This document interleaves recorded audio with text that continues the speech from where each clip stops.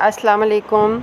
तमाम स्टूडेंट्स को इन्फॉर्म किया जाता है कि आपके कॉलेज के प्रीलिम एग्ज़ामिनेशन का रिज़ल्ट 28 मई को अनाउंस किया जाएगा।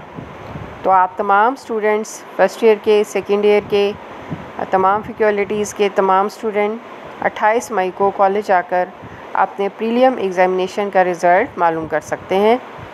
आपके कॉलेज की टाइमिंग सुबह 10 बजे से दोपहर 12 बजे तक होगी।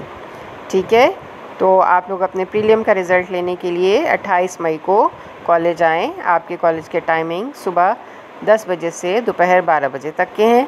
बहुत शुक्रिया। अल्लाह हाफ़िज़।